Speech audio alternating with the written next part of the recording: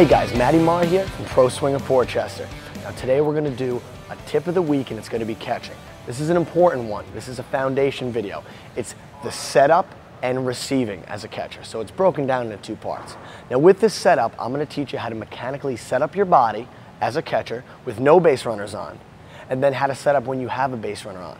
Then in the latter half of the video, we'll talk about receiving the baseball from your pitcher, how your body should be. It's a lot of information in this video, so get ready. Let's jump right into it. Okay guys, so now we're here at home plate. We have a nice angle so you can see how I set up.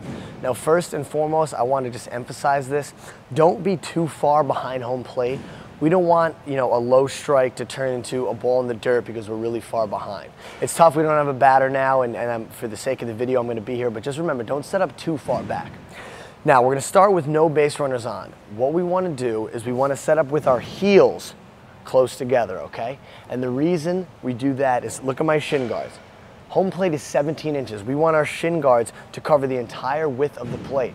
If we're toes together, we're right here. We lose our balance, we're not covering the width of the plate, and a pitch that could be a strike might be a ball because we're going to catch it outside of our body, as we'll talk about. So heels close together, shin guards are spread, we're covering the entire 17 inches of the plate. Okay, now next part is where we set our glove up. You want to put your forearm on your shin guard right here, on your knee, okay? Because we want low strikes. We want to set it up there. We'll talk about why we don't do our elbow and we don't want it to be high. We'll talk about that in the latter part of the video. So now we're going to put our forearm right here. We're going to put our hand tucked into our cup. Make sure we're wearing cups, gentlemen. Hand is tucked into our cup and we give our signs, okay? This is with no base runners on. Your hand behind your back. Now let's talk about with base runners on. Okay, so now we're dealing with base runners. Here's how you're gonna set up. Watch my feet here. You're gonna take your right foot, bring it to the inseam of your left, and then come out a little wider than usual. As you come down, you want your hips up and your chest up, okay? This is a good ready position. If the umpire's behind you and he put his hand on my back and pushed me, I'd fall over. That's how you know you're in a good spot. I'm on the balls of my feet. Now, same concept. Forearms right here, gloves right here, but with our hand, what we want to do is we want a relaxed fist right behind the heel of our glove, okay? Not clenched too hard, not open. The reason being, as we receive and we come up to our footwork, our hand is right there for us, okay?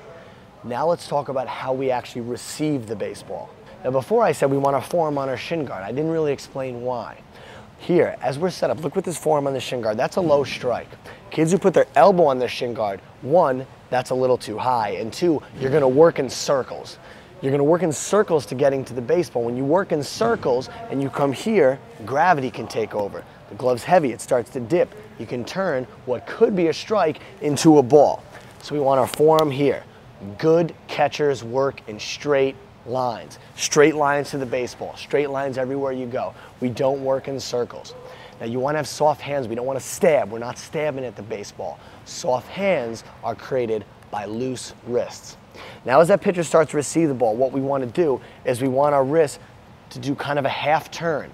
It's almost described as shaking hands with the baseball. We want to shake hands with the baseball. So as you receive, we shake hands with the baseball. Now, the reason we're set up like this and we have complete plate coverage is for that pitch on the outside corner, inside corner, we want to be athletic. We want to move our body and catch it within our shoulders, okay? We don't want to work in circles and lean over here. We're straight lines, we're good catchers, right? We work in straight lines, it's over here, we receive. It's over here, we receive. Okay guys, let's recap a little of what we talked about today. Now you may ask, Coach Matty, how do I practice the mechanics of catching? It's easy.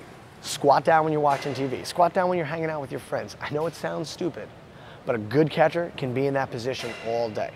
Now we talked about the mechanics with base runners or no base runners. Remember, either way, our heels are close together, our shin guards are out. We have complete 17-inch home plate coverage. We talked about giving signs. Forearm on the knee, hand tucked into your cup, giving those signs.